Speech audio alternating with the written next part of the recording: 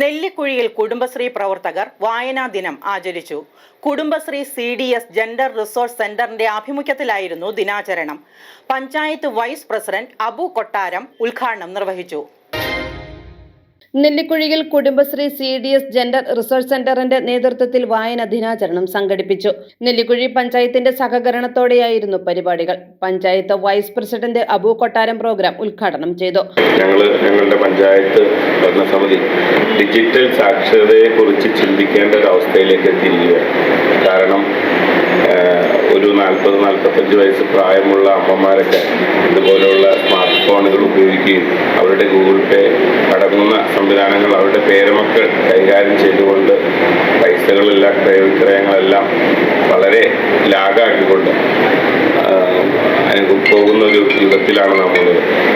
അതുപോലെ ഡിജിറ്റൽ സാക്ഷരതയെ ഒരു ഭാഗത്ത് പ്രോത്സാഹിപ്പിക്കുമ്പോൾ അതുപോലെ തന്നെ സാക്ഷരത ഈ വായനയുമായി ബന്ധപ്പെട്ട വായനകളെല്ലാം നമ്മളുടെ മനസ്സിൽ നിന്നും അപ്രത്യക്ഷമാവുകയാണ്.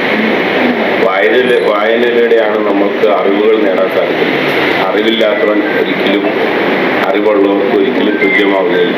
അതുകൊണ്ട് ഈ വായനാ ദിനം സംഘടിപ്പിക്കുന്നതിന് വേണ്ടി ഇതിൻ്റെ കുടുംബശ്രീ മിഷൻ ഗ്രാമപഞ്ചായത്തുമായി ചേർന്നുകൊണ്ട് സംഘടിപ്പിച്ച അവരെ ഞാൻ ആദ്യം തന്നെ അഭിനന്ദിക്കുകയാണ്.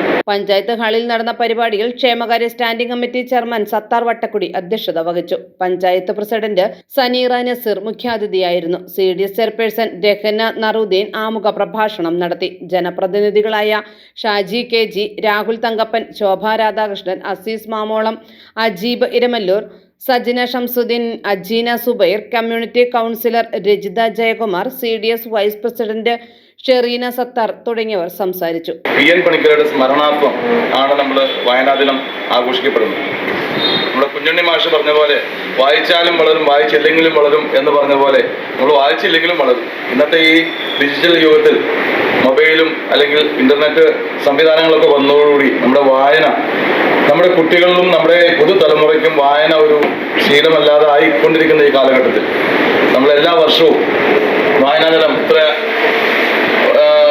ആളുകൾക്ക് മനസ്സിലാവുന്ന രീതിയിലേക്ക് ഇത് ജനങ്ങളിലേക്ക് എത്തിക്കുന്നതിന് വേണ്ടിയിട്ടാണ് ഓരോ ഡിപ്പാർട്ട്മെന്റും ഈ വായനാ ദിനം ആഘോഷിക്കപ്പെടുന്നത്.